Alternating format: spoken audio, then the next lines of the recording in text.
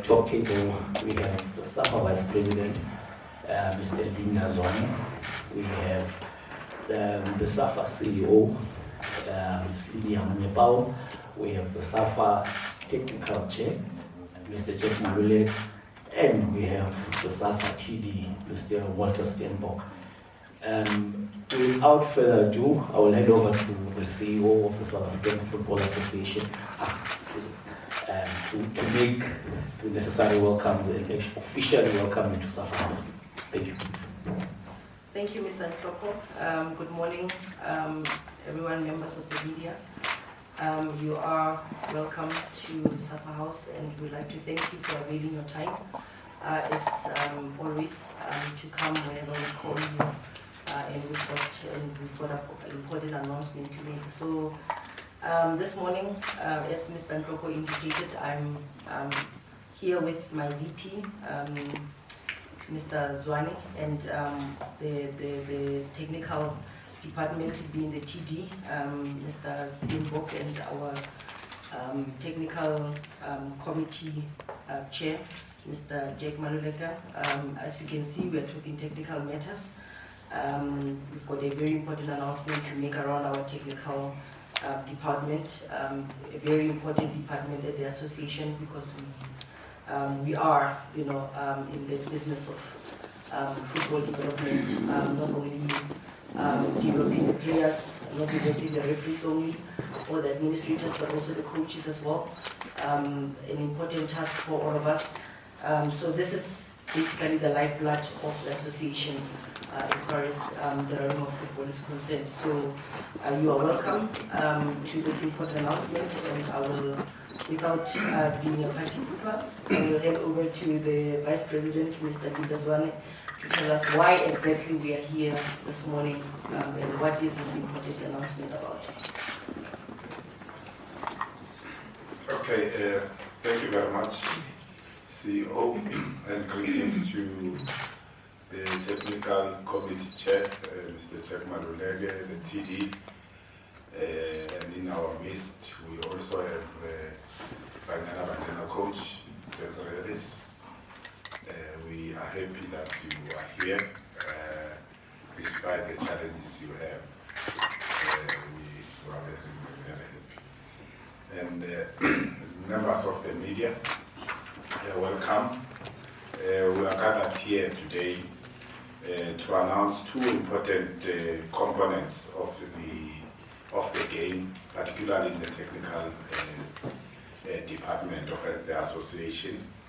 At the center of our vision, there are two areas that we are strong at and we want to push. It's the youth football and women's football. So clearly, our goals is to make sure that we do well in the youth football, and we also do well in the women's football. We are just from the World Cup, all has been said, but going forward we have to action what we have set ourselves, and making sure that come the next World Cup we are ready as the association and the country. We should be able to constantly make sure that we educate or we upskill our coaches. So critical to the announcement that we are going to do today, it's around coaches, it's around the new programs that we are introducing as the association. And we have, I think, for a number of years, we have trained a number of coaches. We have trained at the different levels. And one of the things that the TD had to deal with was around the issue of club licensing, particularly on coaches. And we are here to also announce what are the developments in that space. And in the past, we have indicated that we are gearing ourselves up to make sure that we provide certain levels of the licenses that were not provided in the country. So the TD will deal with that. And we want to appreciate the regions that are doing well on coaches education. SAFA remains a center of education for our coaches. We know that SAFA Nkamala, in the Western Cape and West Rand, there are a number of coaching courses that are taking place, and other regions in the country. We want to appreciate them and in making sure that they avail that opportunity for our coaches. And we are moving. Remember, we are just from the World Cup. We have to make sure that we plan for the future, and the future of South African football remains the HPC program for the girls, and we are moving swiftly in terms of that we have to upgrade in terms of the numbers, or increase the numbers there, from what we have to a full 25 players. Scouting is continuing. Trials have been happening in the various provinces in making sure that the HPC becomes a success in terms of the recruitment and trying to mainstream the girls in the Banyana pipeline, because we are planning ahead. And of course we have the new kid on the block, which is the under 15 national team. We have had our under 15 interprovincial games, and selections were made there, and those boys have to come into an academy of the association starting from next year, and making sure that we build from that level. And we want to indicate that today's announcement, the first part, it will be a culmination of what the president of the association, Dr. Jordan, had said or pronounced in the funeral of the late coach Clive Barker. We'll give you the details, I think, after myself, so the TG deals with that.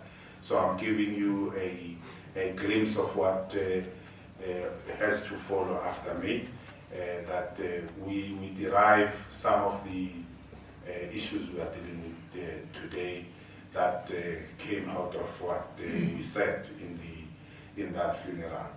And we wish to welcome everyone here, and I hope that South Africa will then see what SAFA is supposed to be, talking about football, because that is what the association is all about. Thank you.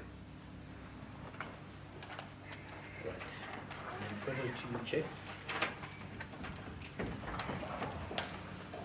Thanks very much, Head of Communication. Let me first observe the protocol. The Vice President of SAFA, Mr. Linda, and the CEO, the TD, members of the media, the coach, and guests, good morning. I'm happy today. I'm here just to announce, not like previously when I'm here because we have to appoint a coach. And I know that the media will await for me to grill me on questions. But today my task is very simple. Firstly, on the purpose of the day that was outlined by the VP, we are glad to announce that we are launching the Clive Barker Academy. And when we talk about Clive Barker, all of us, we go back at class 96. He was the coach of Bafana that won that AFCON. But also, equally so, I'm happy because now the women has come up with a new history. So we'll always talk about Banyana. The performance on AFCON, the champions of AFCON, and also the performance in the World Cup. So this one, I will then give the TD to give us a detailed explanation or plan on this academy, which I know I received a lot of calls when people were asking about the School of Excellence and so forth. But today you'll have the understanding what is this entail in the launching of the Clive Barker Academy. TD, can you take us through? Thanks, Chairperson of the Technical Committee, the CEO, Melida Nyebao, and Linda Zwane. Also, greetings to Coach Des for your wonderful job. Welcome back. I know there's been a lot difficult. I hope you're taking it easy because the journey continues. Also to the members of the media, thanks for coming through today. But I don't know, the chairperson didn't really want to talk about the other major announcement, but it will come in the presentation that I'm going to make for the members of the media. But just to say, today it's about SAFA education. That's an area that we are going to deal a lot with. Firstly, South Africa is back within the CAF Convention. You remember that since 2017, we have not been able to have CAF B and CAF A license courses. On Sunday, CAF sent a message to bring us back into the convention. So part of the presentation will be also to do that. We have already, from our side, set up dates already to host our first CAF A license in 2023. The first module will be on the 13th to the 23rd of November. So that is the first part that we will deal with. And I will explain a little bit in terms of that. Moving forward, we are also breaking SAFA education into two components, meaning coach education becomes the traditional process that we are taking. So we're covering CAF coaching licenses from D, C, B, and A. Within the convention now, we are allowed to hold a CAF A license, but also that will also help us to have a B license. So the B license is under construction. So as part of the innovation, we are then moving to say it's important that we break the education part into two components. One component, like I said, would be traditional courses, and then the other one would be the SAFA Clive Barker Academy. So Clive Barker Academy will deal with all specialized courses that you can really think of.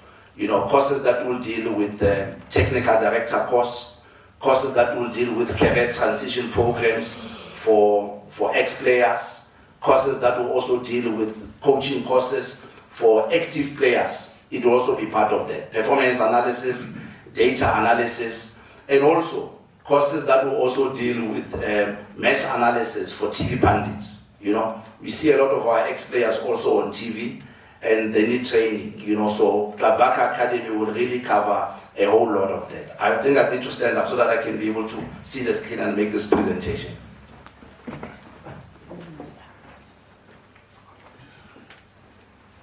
So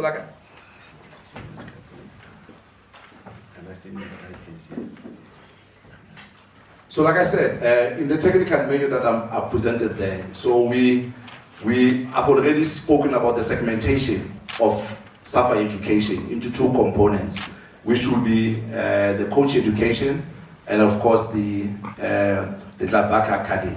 I also move a little bit into the CAF convention because I think as journalists and also as a community, we need to understand a little bit of Article 1, Article 2, and Article 21 of the CAF convention. So I've brought it here a little bit for us to be able to do that.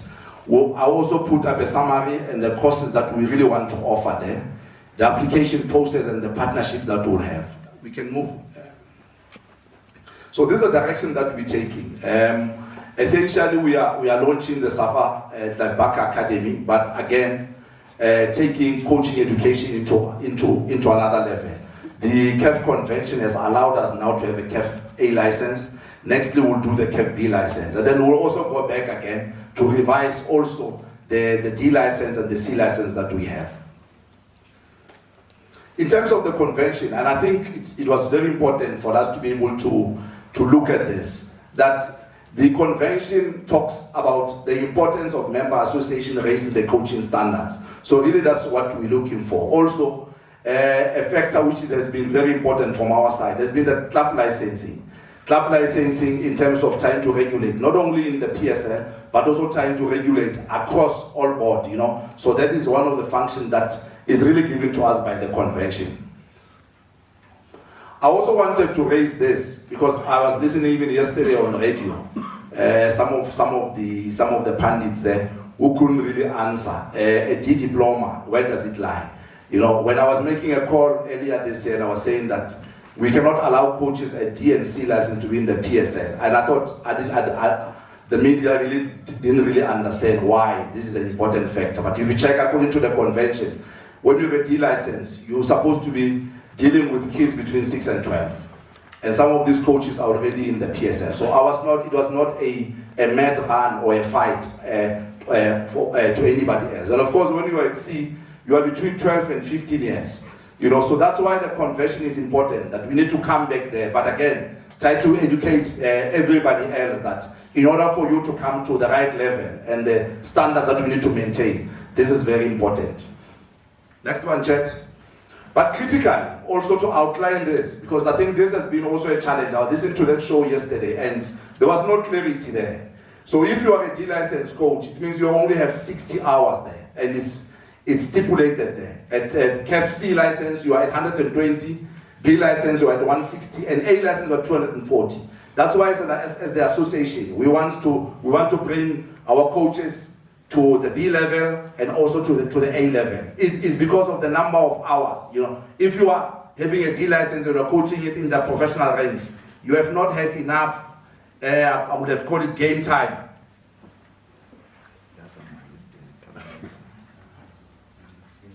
If you're a soccer player, I was going to use a game time. That you don't have game time, but also as a coach, it means you don't have enough mileage. Mileage, practical, and also mileage in class. So that's why I've also put up there so that we can really be aware and clear why the convention is important and where we are moving. Yes, Chen?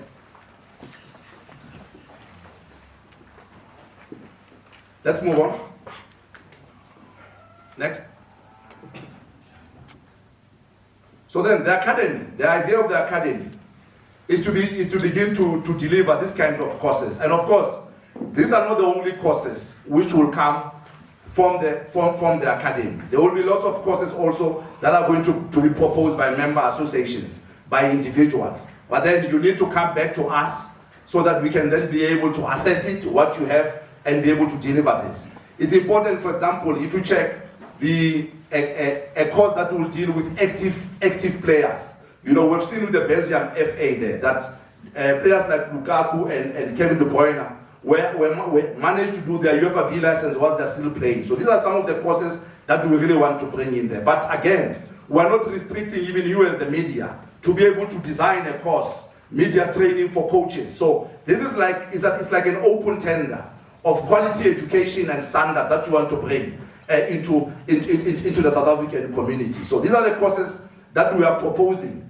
And this course will start in 2024. For example, we've already had Conti Kubeka and Sipho Tlangalala. We've already put up a small tender or presentation on a course for basic education course for our educators, because it's also important that we go back to our indigenous youth license that we used to have as the association. So they've already suggested something at that level.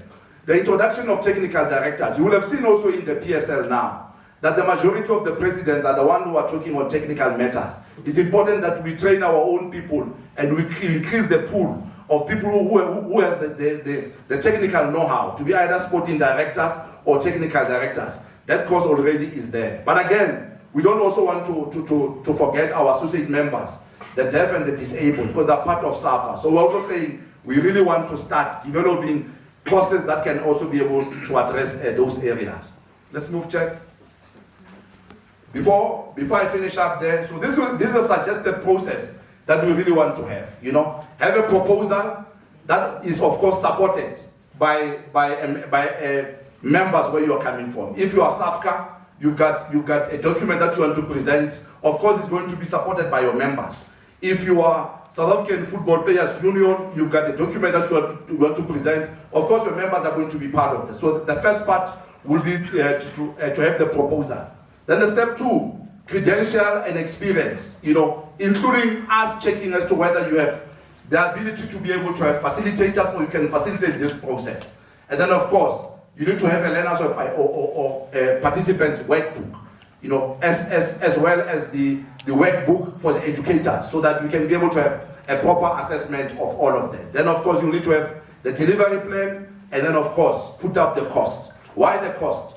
The cost is because if your cost is 1,200 per head, then the association will say we want 400 from there. So that's also a way of us of opening it up, but also us benefiting from another side. Then once you have done that, the submission and the presentation is done to the technical committee, which will have its own panel.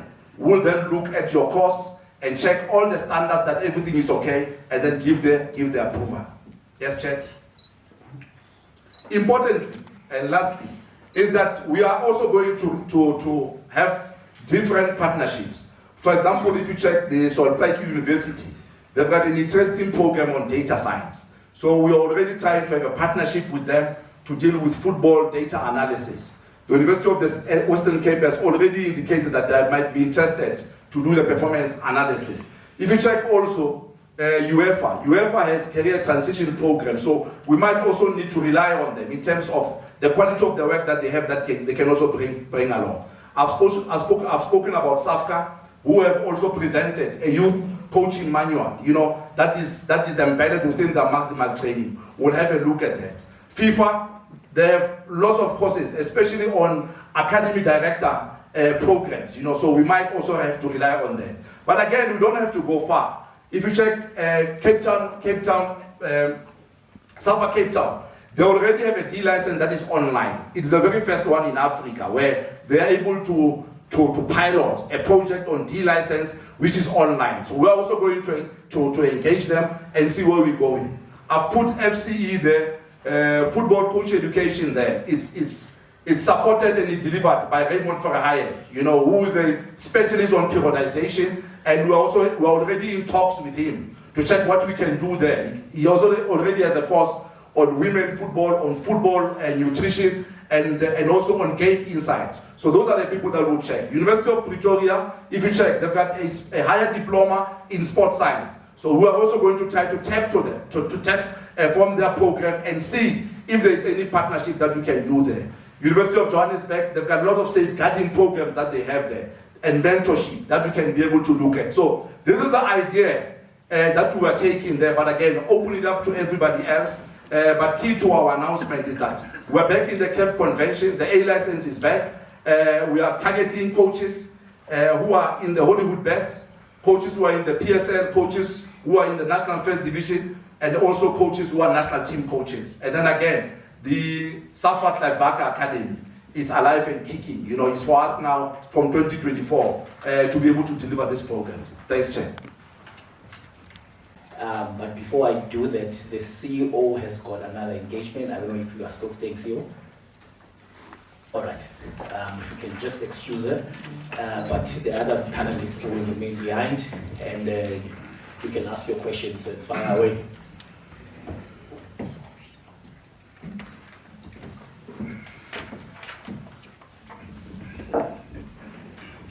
Welcome, Abiba from Sokalatuma. My question is directed to the TD. In terms of performance analysts and what are the requirements actually? Do you have to be specifically a former player or anybody can come and do the courses?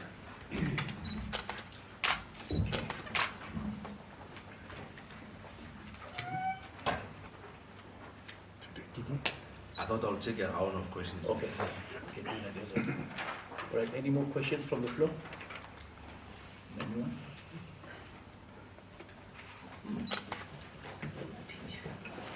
That side.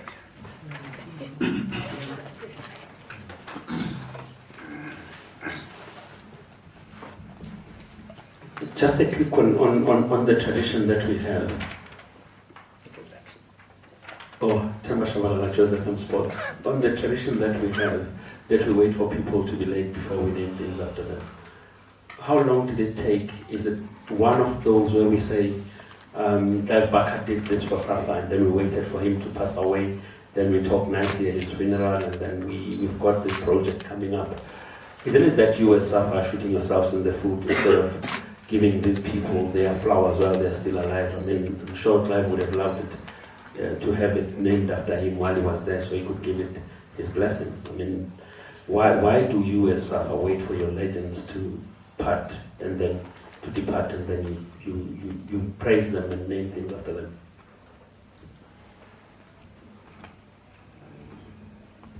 Okay. My question, so anyone can actually answer it. How is it funded? Was Lorenz from Returns. How is it funded? Who will host these all the courses? And is it modeled by a certain FA that you guys want to implement to the coaches? And is there also a youth aspect that involves this Clive Barker Academy? Chris from District Times. Just a follow-up on that one. Does this whole program include schools? And in what way and form does it include schools?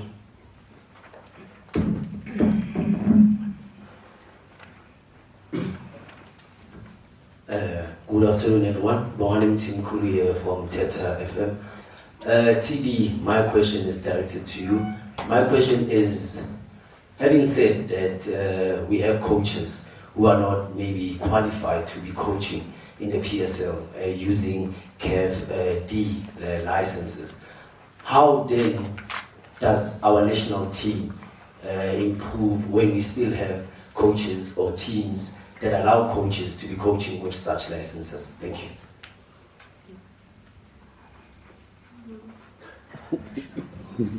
Maslamana Morake from centercircle.online to the TD and perhaps the executive, SAFA executive.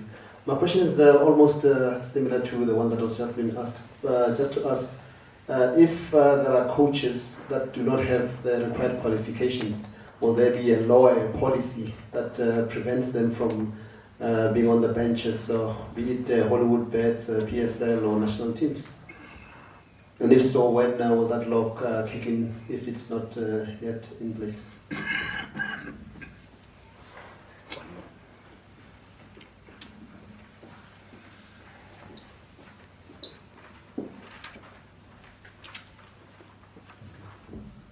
My second one is on the coaching courses, which will obviously start in 2024. Does it mean that in future we are going to see coaches who doesn't have qualifications at all not being part of the coaches in our Premier Soccer League?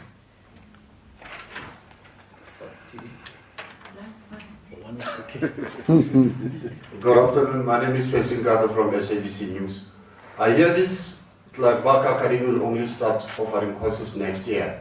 If maybe SAFA executive can substantiate onto where is it going to be built, how much has been invested in an academy named after somebody of Clive Barker's caliber, and if a new building is going to be built, how much is it going to be spent on building that the academy and the other stuff in terms of who will be offering the courses. Are coaches from abroad going to be brought in, or how is it going to function? Just for SAFA executive to just substantiate, not much has been said about that except just to say there's going to be a Clive Barker Academy. Just the details around that. Right.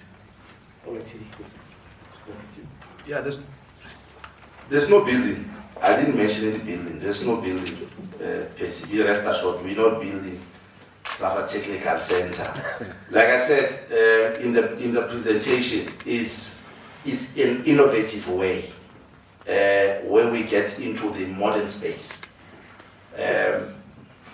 You have the coaches in the ABC Motsepe League, in the NFD, who sometimes a coach has to be a physical trainer. You know, we pick him up in the street, sits here, you have a team manager who needs to understand what is required to be here. You know, you need courses that deals with club management. You know, so this is a segment that has been neglected in South African football. You know, most probably in Africa also. So when Chet was also asking how are you, was it Lauren was asking how you model it, you know, it's already modeled in Belgium, it's already modeled in the FA in England. If you check in England, they've got the PFSA, for example. They've got also a level 6 technical director program. You know, it's a 2-year program that they have. So I'm glad you asked that question. So it really shows a lot of intense research from our side, you know. But like I said in the beginning, coach education is more traditional, you know. We need to have service delivery for our people. We need to open up the space, you know, and offer a broad spectrum of courses that can really be able to help our people. Look what is happening with rugby. They've got forward coaches. They've got people who deals with Scrum. So speciality becomes very important. So SAFA education has to be traditional courses which are controlled by CAF, and also a section that is Clive Barker Academy that will really deal with specialized courses. You know, we have seen most of the time also our players and our coaches when they have to do media interviews, you know, and they have challenges, you know. It's an area of concern. You know, a player immediately after the match is a knockout competition and say, thank you very much for the 3 points, you know, and everybody else is laughing. But it presents an opportunity for us to be able to rectify all those kind of situations. So it's modeled around that, you know. And of course, the funding has to come from within the association. But if you have listened to what I've said, is that whoever who's going to come and take any of those courses has to bear the cost of doing that, you know. But the association has also the expertise. South Africa was the first country to develop a coaching education system. You know, we have already trained 26,000 coaches, far more than anybody else in Africa. So we have the expertise from our coach educators who are coming across all levels of life. Others are lawyers, others are teachers, others are principals, others are sports scientists. So we have the expertise within South Africa to be able to do this. But I'm also saying we are opening up on a tender. If I'm sitting at home and I'm Bubi Solomons, I've developed a coaching manual for youth 7 or 8 years ago. Can I model it into something that we can be able to use at schools? So that's the idea where we're going. Performance analysis, who qualifies? Thanks for that question also there. It's going to be important that whoever comes there has a background on computer.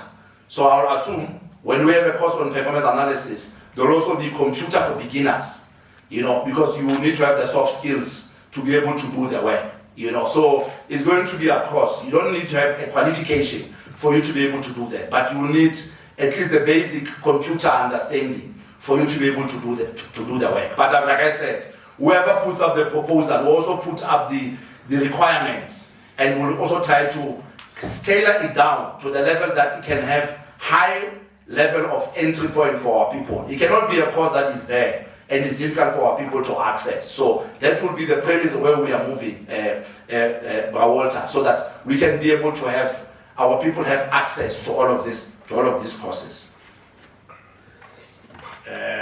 Schools, yes, there's a schools element. I did mention there that it's important that we have to focus our youth and our grassroots courses that must really deal with educators. You know, so SAFA Academy has to be able to touch and have a youth license that is specific to the educators who are dealing with our players at grassroots level. So of course that will happen. But of course we are just resuscitating a program, I think, which was discontinued in 2001. SAFA used to have a SAFA youth license. You know, I'm a graduate of that program, and that program was excellent. So that's to resuscitate it, but again, open it up to other people who have different ideas and different views in dealing with this. Club licensing and PSL, it's about standards. Chairperson, yesterday in our technical committee meeting, we said we were meeting in 2 weeks' time. Remember, all that I proposed, when it looked like I was crazy, when I was talking about PSL, NFD, ABC, Mutsepeli coaches, and the Hollywood Bets, was already accepted and approved at the SAFA Congress. What we are dealing with now is additional matters, but in 2 weeks' time, we should be able to make a pronouncement on what are the changes that we are looking for. But you can be rest assured, one of the things that we have asked Mahlomona for next season in the Hollywood Bets is that all teams in the Hollywood Bets cannot have a foreign goalkeeper.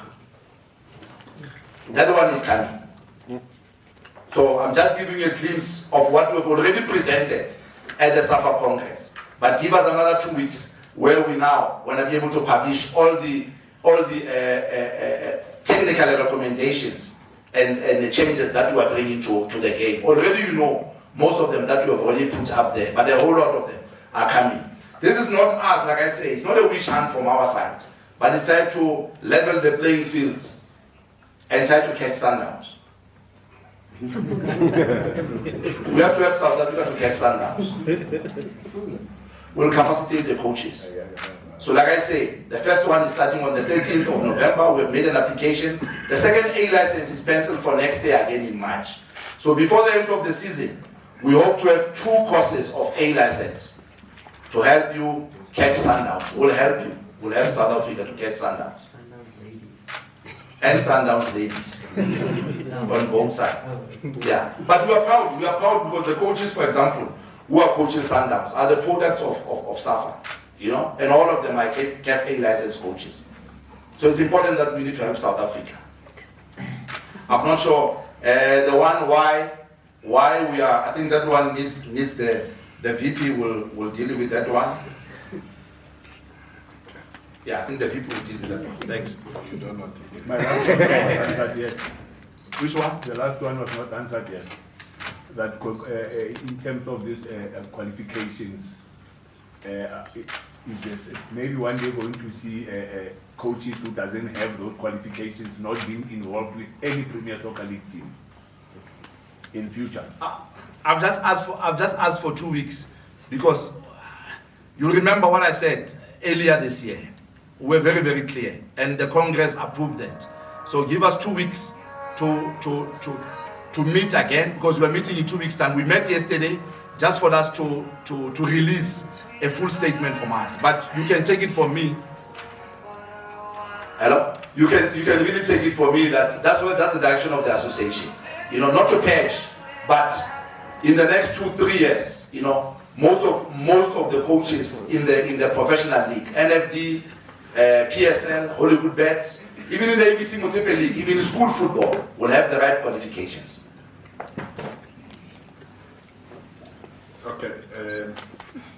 I think maybe just the last part is that as we meet the government, the Department of Education and all of that, that's our emphasis. That at school level, we must have a coach with C, assistant coach with D. So that is the gospel we are preaching all over the country as we meet the custodian of kids, the children at that level. I think the Mshemo to raise the issue here, why now and all of that. I think we have to have an appreciation that sometimes it becomes an oversight. You don't necessarily look at these issues, and then somebody passed on. Then you realize that there's something that you would have not done well. Maybe to cover that space, you have to do what is good. And in the funeral, the president announced, and we were just saying we might not done it when he was still alive, but I don't think we must not do it because he's late. So our approach, I think, is the noble approach that any human being has, and all of you will know that sometimes we appreciate people and they are no longer there, which is something that we have to work against. Something that we have to, as a society, as organizations, that those who did well, we must give them their flowers whilst they are still alive. And we appreciate that issue, and we have a proper appreciation, and we are, I think, with the mind that he has, that please, going forward, let's not wait for a person to pass on. So I think there's nothing much we can say except to say we have realized that, but we are trying to catch on. But what is important is that we made a promise in the funeral. We are fulfilling the promise now. That's the basis. Thank you.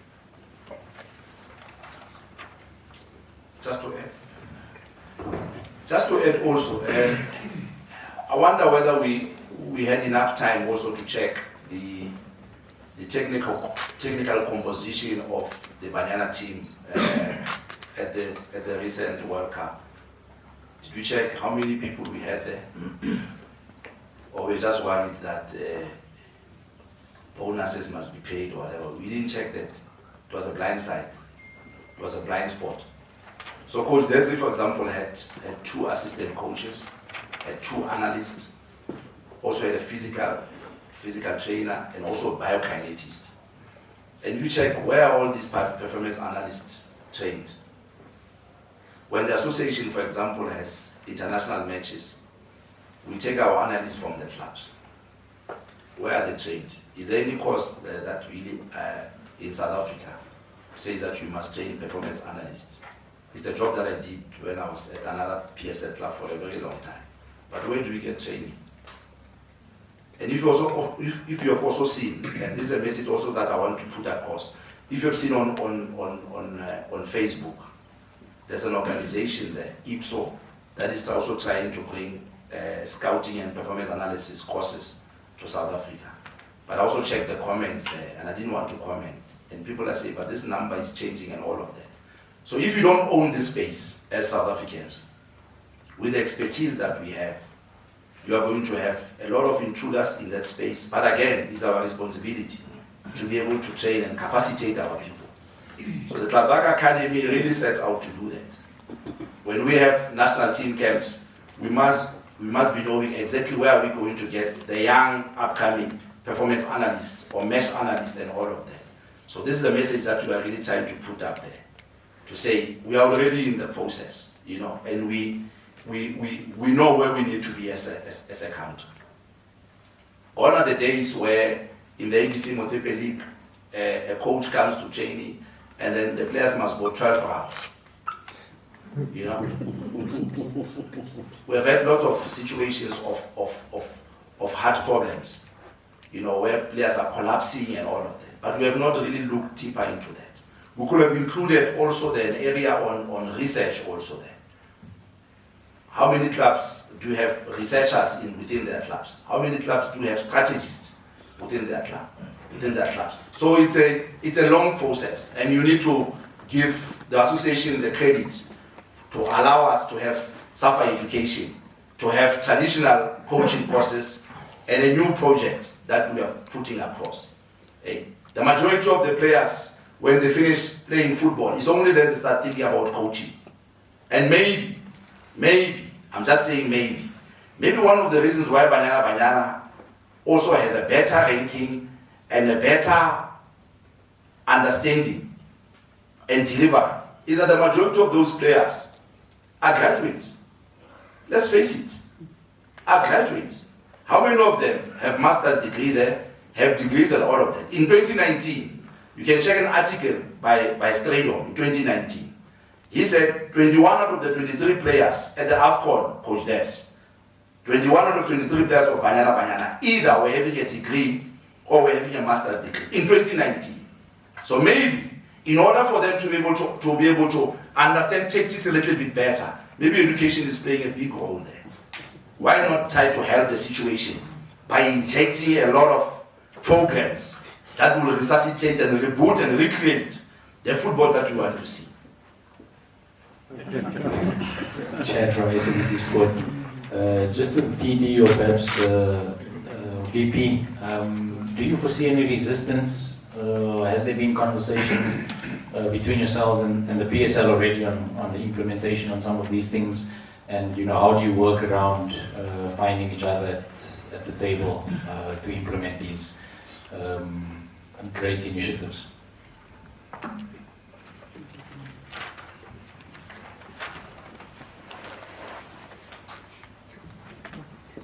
Greetings everyone, Taviso from Football Stage. TD, this one is for you. You presented the convention, which I appreciate very much.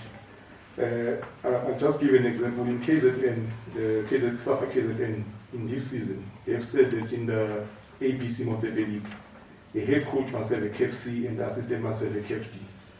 Now, this does not align with the convention that you presented. What is the association doing to ensure that there's alignment across the board from provinces to regions that, so that the convention can be implemented? And how long do you anticipate, perhaps, in terms of timelines? Because I know a lot of training needs to happen to bring on board coaches who are not at that level.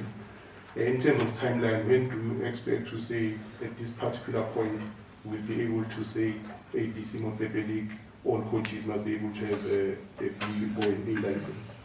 And another question is in terms of costs. There are a lot of coaches at grassroots level who wish to be part of these programs, who wish to get this education, but the cost sometimes is a barrier.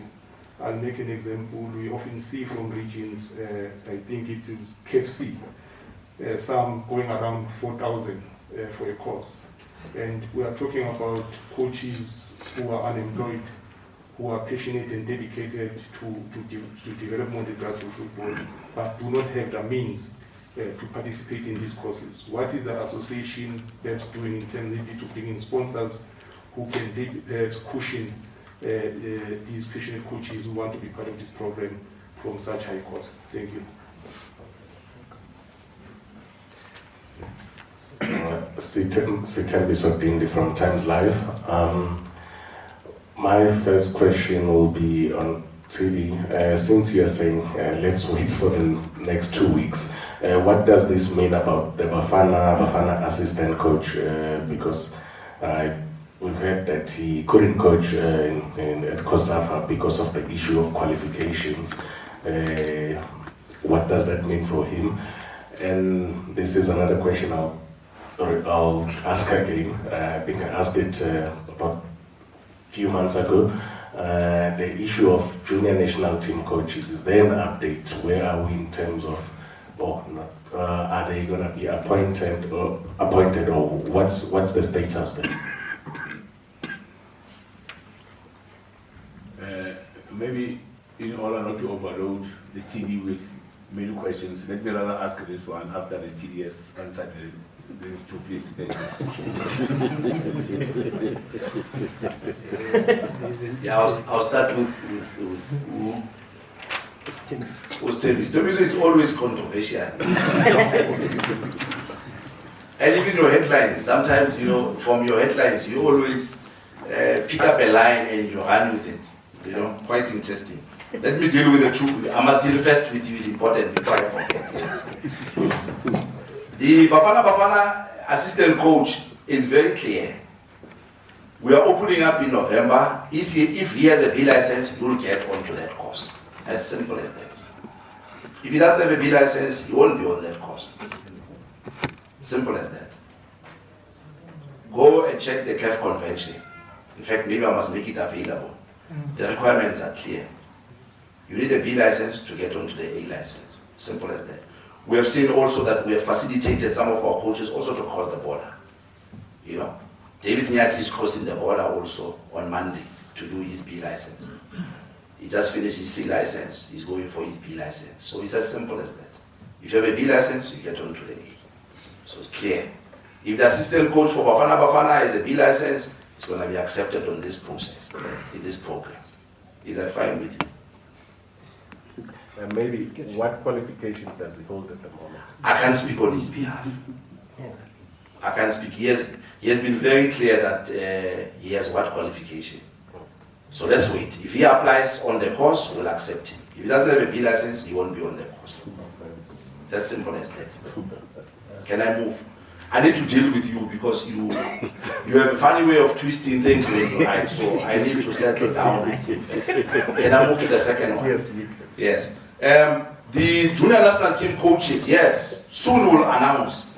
Using the FIFA Forward 3.0, we're budgeted for the national team coaches to be permanent. We'll announce the new under-17 and the new under-20 national team coaches for men.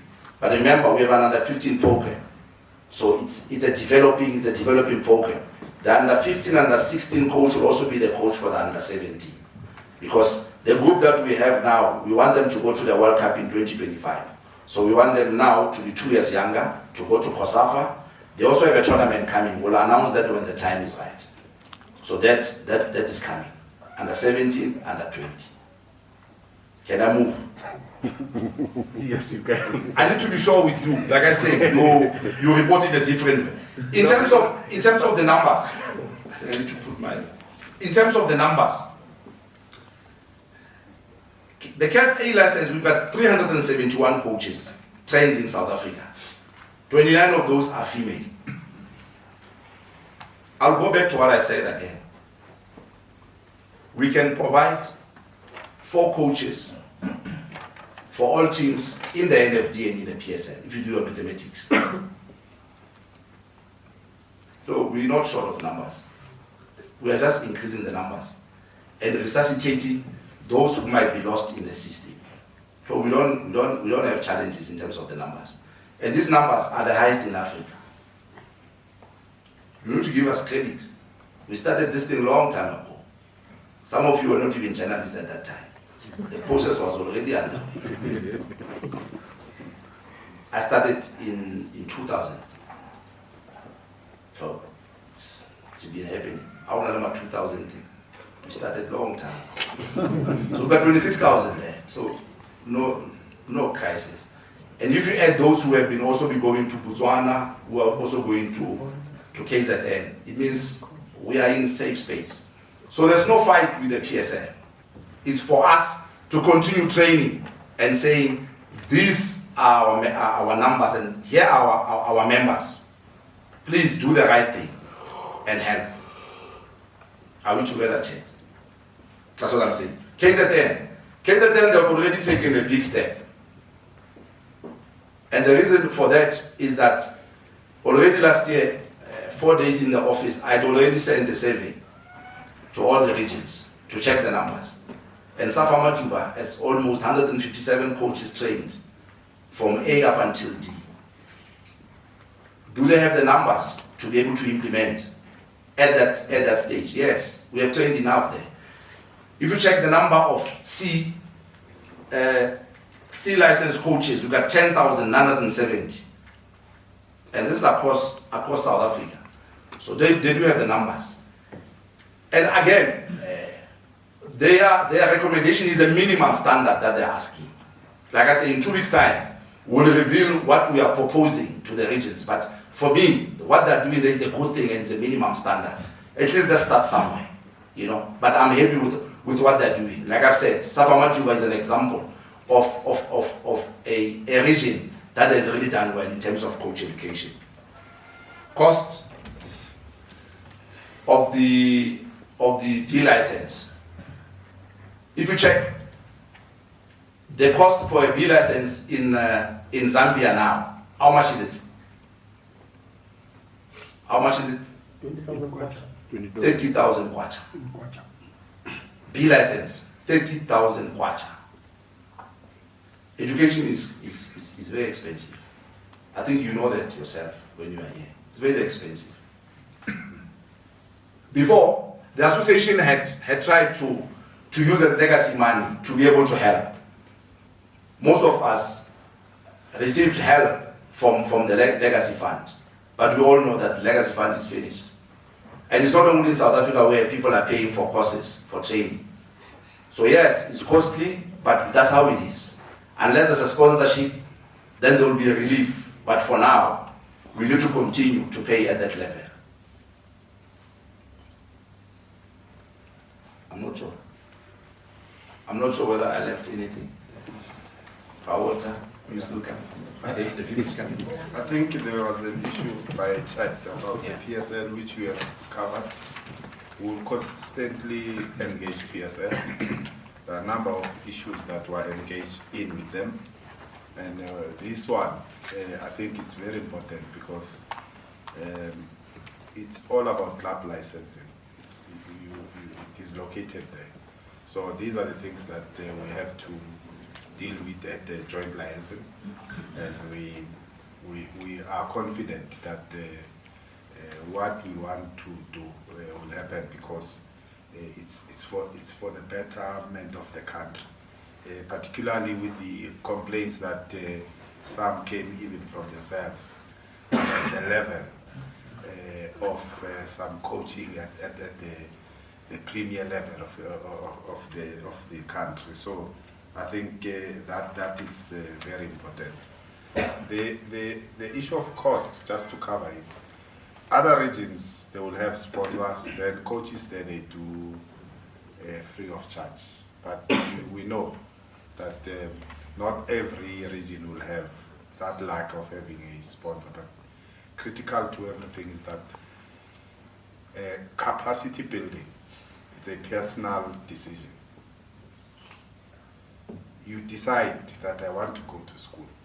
And when I want to go to school, I must pay. And if there's NSFAS in the instance of the higher education in the country, and you are accepted there, that's good. But not everyone who's who is in that space is paid by the NSFAS process. So even at coaching, Ngangala region there in Malahleni, there are a lot of coaches courses that happens almost every month, but there is a sponsor behind that. They are doing it mahala. All of the coaches in that region are getting that. So you will always have such. Others are fortunate, others are unfortunate, but that's the life we live in the current, where you don't have a backing. You have to then go to your pocket. I think that's that. Please bear with me. I'm just a little bit dissatisfied about the first question that I asked about the performance analyst. You mentioned something very, very, very important about you have seen coaches who makes a child to run about 12 rounds, people getting heart attacks and all those things. And I believe the cause of such things is because those people have never been there. They don't know how does it feel and when to do it with a child of a certain age. So coming to that performance analyst, the answer was the requirements will be computer literate. So is it not better to include people who have been there also, who have played football, who knows how to analyze a player's performance in the field of play, rather than just having somebody who's going to use theory and not practical. We have living soccer legends in South Africa who I believe they are regarded as people of the past. They are overlooked. Some of them are struggling to make ends meet. And are they not going to be involved or maybe included, to be part of this initiative that SAFA is taking at the moment, which is a very, very, very good one. Coaching, performance analyst, and I think, in my opinion, they can be very, very helpful in connection with that. Thank you.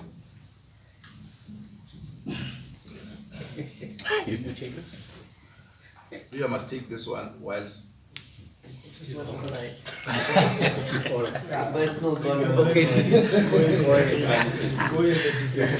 Apologies if you felt that maybe I was excluding a certain section.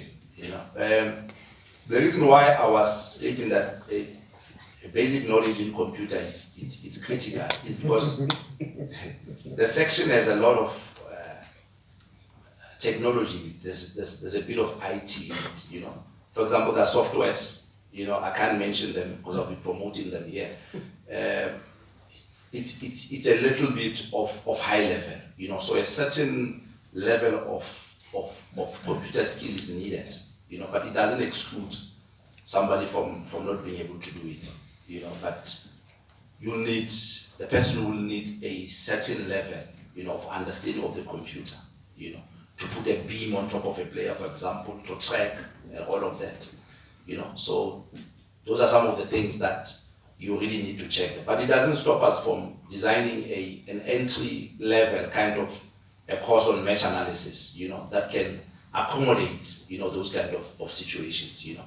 And that's why, I mean, Savja is here, you know. I thought they would be excited to say, but TD, you're also opening up to have media training for coaches, you know, media training for players and all of that, you know, as partners, you know, stated it here, you know, to say it's really needed, you know. So I was not really closing, but I was just saying there's a certain level needed, you know, of dealing with the software and all of that, you know. And remember, this is a basic. There's also an area of data also, you know, that is needed there. So yeah, I was not really excluding you. I was just saying you need a certain 10%, you know, of manipulating the computer a little bit.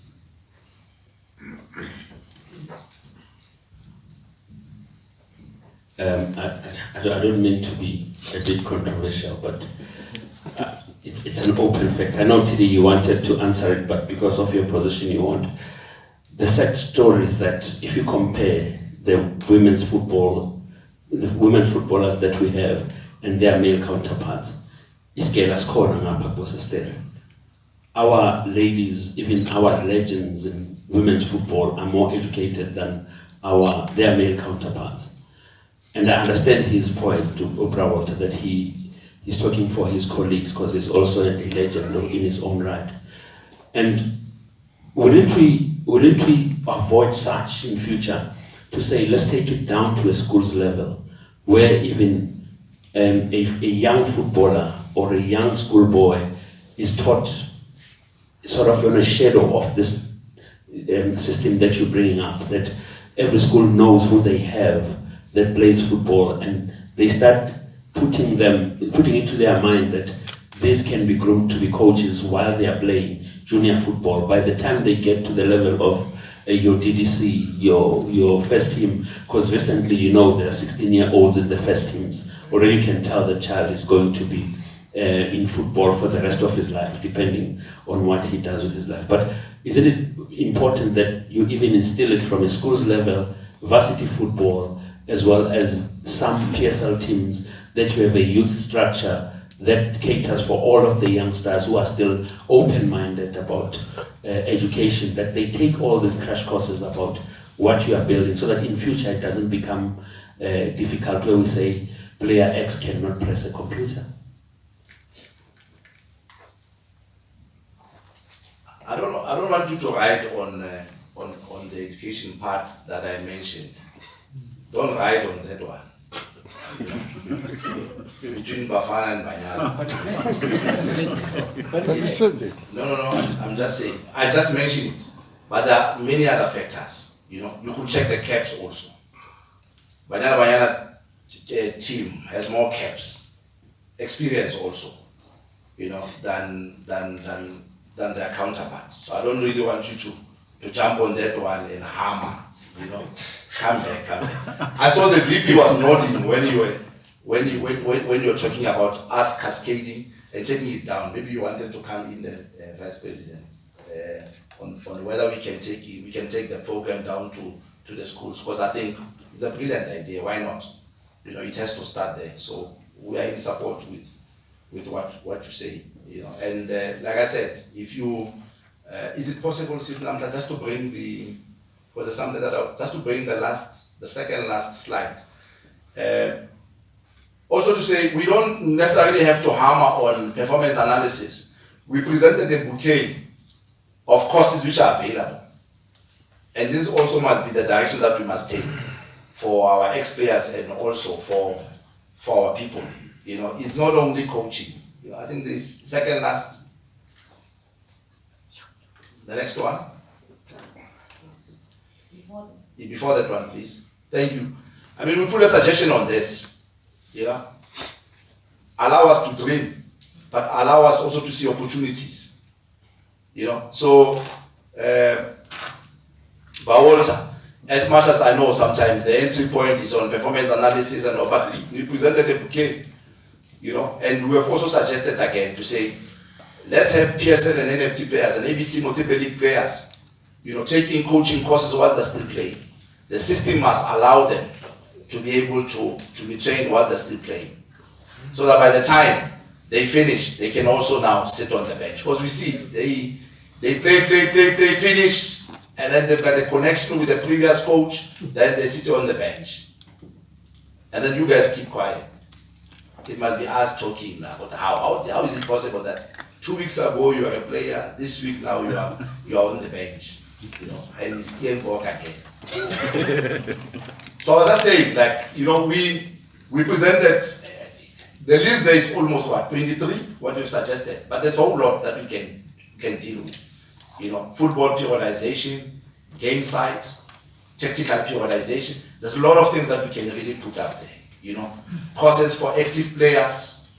You know, like I said, also training for coaches. You know, and also match analysis also for TV pundits and all of that. So there's a whole lot of things that we can really have. So that's what the academy is there, to broaden and to be innovative. You know, as we support the game. The idea is just support the game. Yeah. Chairperson? Maybe the last one. I think we are in support of what has been proposed. It was not a question necessarily. It's an input because the engagement with the Department of Education is at that level where we want to better the coach, which is a teacher, and the child. But there's a model that normally School of Excellence does, where they say you must perform in the field, but equally academically you must be also be par in terms of that. That is what we are taking down to the education level, because the other challenge that you have is that through this model of academies you can foster it, but there's community clubs and community football that sometimes some of the talented youngsters are found there, and they happen to move up the ladder. So then we have to deal with it systematically in all levels, but where it can be better done is at the school level, where these kids are taken through these processes and understand that football is a short career. Education is the way to go, and we have to balance that, but then it should be embedded at the level of the school. Thank you. All right, ladies and gentlemen, I believe that brings us to the end of today's proceedings.